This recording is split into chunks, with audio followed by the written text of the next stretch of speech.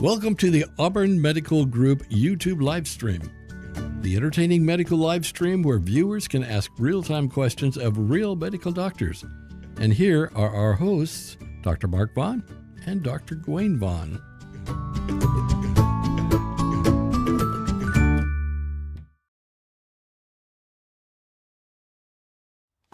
We're here. I'm really excited for today's show. You are excited. And thank you for watching this show of the Auburn Medical Group live stream about, do you know what today's show is about? You said it was about COVID isolation. Yes. That's Look what at that. I know. He knows what it's about. I know what it's about. Let's take a look at our comments from our wonderful friends out there who are watching. And Thanks for joining us.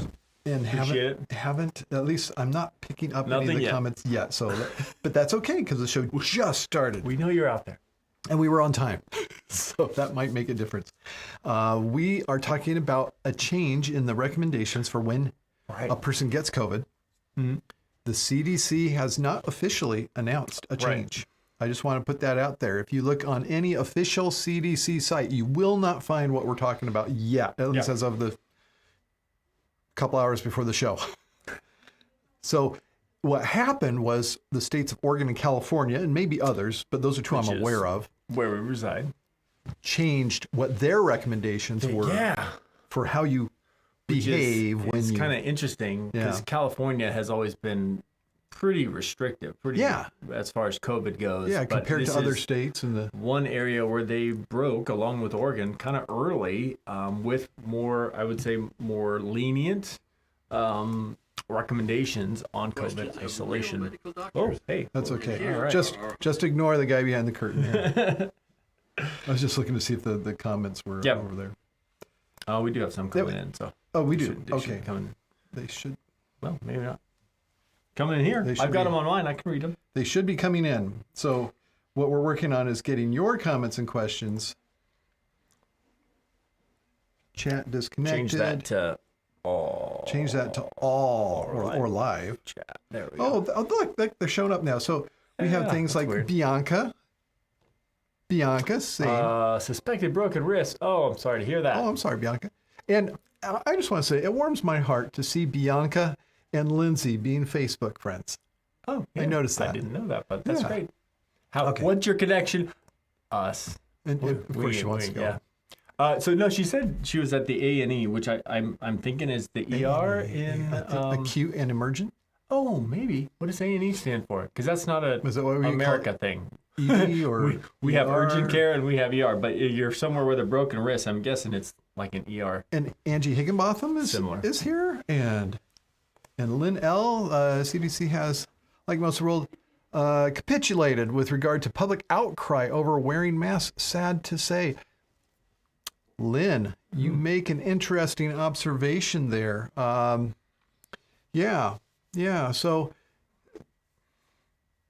there are people who don't like this. Yeah, absolutely. But before we get into that, Lyn, we're going to address exactly that. But before we do, I want to say what the change is and a little bit about where it's coming from. So my understanding of the change, well, first of all, at the CDC level, it's just some unnamed source in the CDC reported. Was it the Washington Post, I think? Or that's what you told me, Washington Post. I remember New York Times also had a story on it. Mm-hmm. So we don't have any official from the CDC recommendations. But we know what California's is. So it takes it from masking for 5 days, counting the day you started symptoms or first tested positive. Isolation for 5 days. What'd I say? You said masking. So isolation for the first 5 days. Isolation is the part that's different. Masking's not different. Right. So isolation for 5 days. Then if for 24 hours you're without symptoms and without fever, and not cheating by using a fever reducer, and that's without fever. Yes. Then being able to go out, but you're wearing a mask for the full 10 days. For the next 5 days, for a total of 10 And that's what stays, is that 10 days of masking. Right, recommendation. That's common. That's still there. Right. But this getting out before the end of 5 days, getting out just 24 hours after symptoms are improving, going away, no more fever. Which is interesting because, first of all, I don't really know of anybody doing asymptomatic testing anymore. That's not really a thing. It was for a while there, when you're going in for a procedure or something like that, but that's not really a thing anymore. So people are really only testing if they have symptoms. And typically those symptoms can go away quickly, but not, 24 hours, that would be a quick, I guess I've seen it happen. Turnaround. But yeah, typically they're going to last long. But still, so it would be, Uh-oh. We're having intermittent connections here. So I'm hoping that our audience is able to stay connected with us. but yeah, we're in the middle of a storm here in We are California. having such a horrible storm that this is what the show is being sent onto the interwebs through. It is a weird situation to be counting on this little thing here, Right. sending all of our video over through the- and communication with all of you. It's weird. We've never done it before, but Hopefully you're getting this. No one's mentioned that we have dropped out yet. So okay. Well, let's go back let's- to the comments here. Accident and emergency. That's there you go. A&E. what it is. Not just a channel. Okay, not just a channel. Okay, It's and then going back to the chat. You know that thing that happened when we lost the. I think we may have Oh well. We can still read them. Ninja Chat. We may have lost it. But anyways, How did you fix it last time, Dr. Gawain? you pulled open that thing and I said all, not just. No, it is on live chat. So there they all are. You can see them there. They all are there. You so can they see 'em. and we can see them here. Just not wanting to bring them up. Oh, there we go. So Lyn, we talked about Lyn's comment. Lyn's comment. Yes, capitulated to. Yeah, okay. There are people who would. Wow, how did it just Now switch it's like that? bringing up all of your. Whoa! It's trying to catch up with what I did. So yeah, the idea of capitulating, is this in the best interest of public health? We've had this push and pull between people who want no interventions whatsoever, and a whole continuum. That would be the one extreme, and then that's not everybody. But there's also people toward that direction that don't want real restrictive rules put out there. Sure. Because it interferes with business or whatever else, or their freedoms. Yeah. And then at the other end of the extreme, you've got people who are still vulnerable, people who never did get COVID. They are still out there. We still haven't seen them. Who maybe would have died if they'd gotten it during the first 2 years, when we lost Right. 1 million people to COVID in this country alone, when it was much more virulent than it is now. Right. But they're still, they don't know how vulnerable they are. And there are still people who die from it. About 1,000 a week or so. But it's really, really, really come down from what it was. A lot. I think the biggest, or not the biggest, but an argument I hear for some people is, okay, you've got COVID out there, which now is less virulent, still, still something to be aware of. But we've also got RSV. We've also got flu. And we've had flu forever. Why have we never had any of these guidelines for flu? Why are we not putting into place guidelines for flu or RSV? That I've heard that from some, people just saying the CDC continuing to do this when, the virulence has backed off on. And I did see some writing about that this is bringing the guidelines more in line with how we do address these other things. Sure. We do want people masking when they have influenza. We do. We do want people Yes. masking when they Or have RSV. Staying at home. And staying home. Isolating yourself, not until your passing it on to symptoms everyone. have improved and you don't have a fever for 24 hours. We want this for all of those.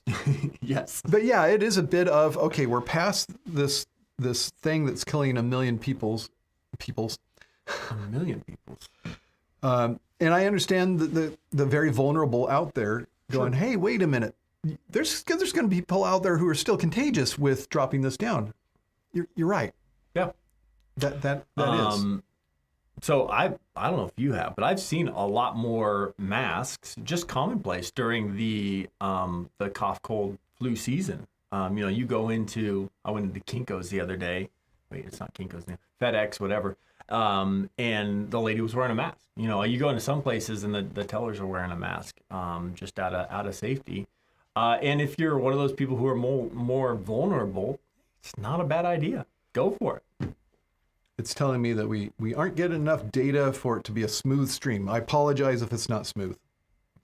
Okay. Yeah. So Lyn, yes, people who are in your camp are getting their message out, and we do hear it.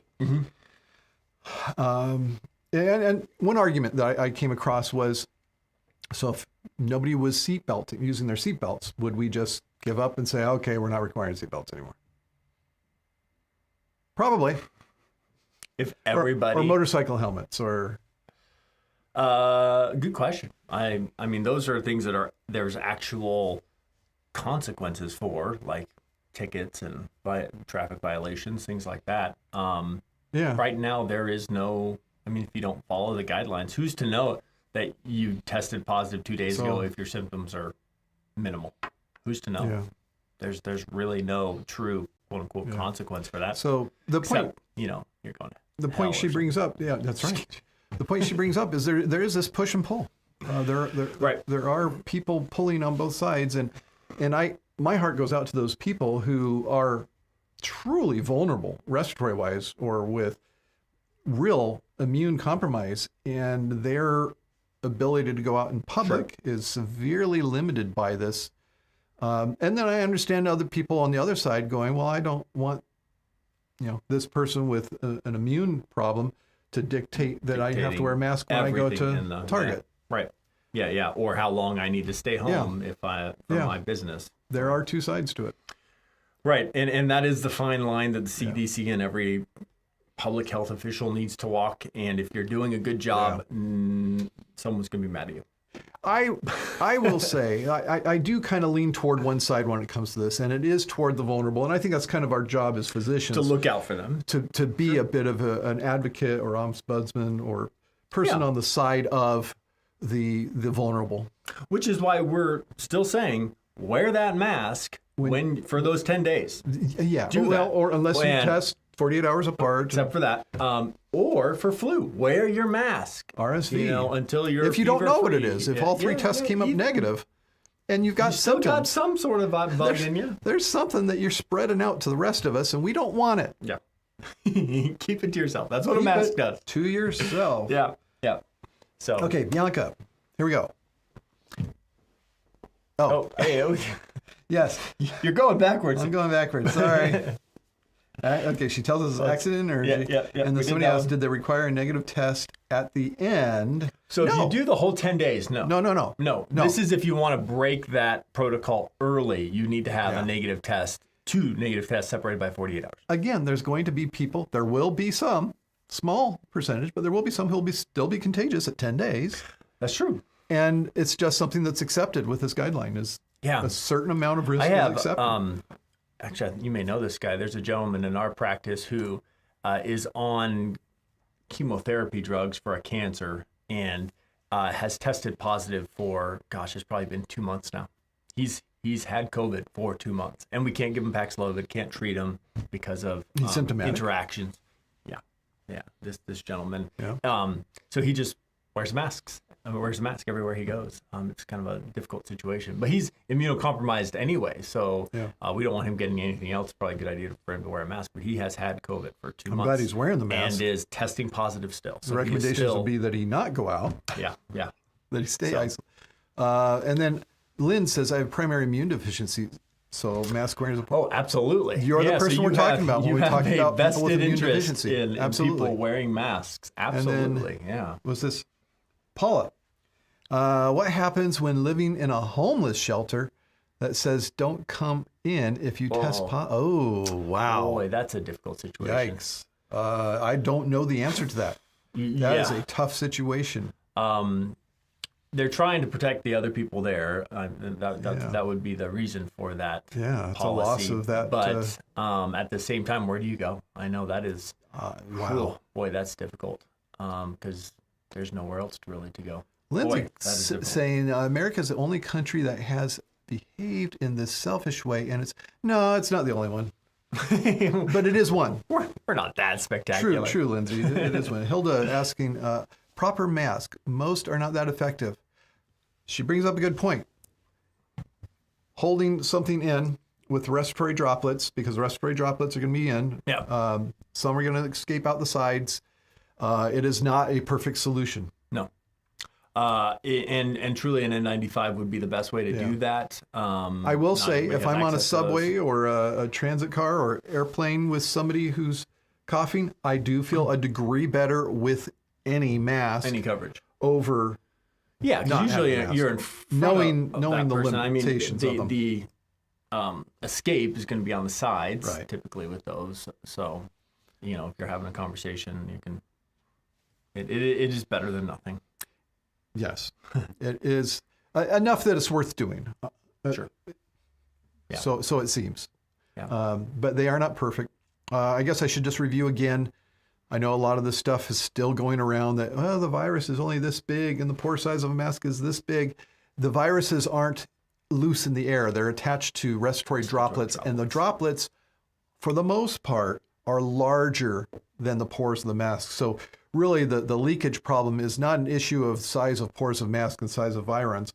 It's leaking out the sides. The seal is more an issue. Exactly. Yeah. All right. You covered that really well, Dr. Gwain. Okay. Yeah, you know COVID and respiratory viruses. Oh, it's almost like we talk about this every day. And read and really. Okay, so I think we were able to keep up with all the comments, and amazingly, it really does look like we kept our connection through this as the internet went down in the building, I believe. All right. Yeah. So it worked. We know that we have this as a backup should weather get awful like this. And man, have we been having the rain. We just saw crazy amount of rain. We saw that the end of the rainbow is Target. It was at Target. That's the end of the rainbow. End of the rainbow. Yeah. So maybe we need to go there. Anything else for our wonderful fans here? I don't think so. And thank you for who was it that did the last minute super chat last week? Oh gosh, it was a name that was not common. Was it Hilda? I don't think so. It was I think it was a. Was it Angie Higginbotham? No, because I think it was a guy's name, if I remember. I think it was, and I apologize if you're on today for forgetting. Boy, that's awful. That's not encouraging people to do it, is it? Oh, Hilda has a side note. The U.S. Postal Service is still offering free COVID tests. Yeah, there you go. Okay. Do you remember the URL for that? Was it? I'm sure if you Google it, it'll come up. But yeah, I think you get 4 of them. You can probably find it pretty easily there. Thank you. Yes, thank you, Hilda, for reminding us of that. Mm-hmm. So we don't know what the show title will be. You know what? There is something happening this weekend. I'm not 100% confident that we're going to have a show next week. Okay. I know. I'm so sorry. We'll be back, though. Okay. But until then... Hey, I'm Dr. Gwain. Dr. Mark Vaughn telling you to stay in good health.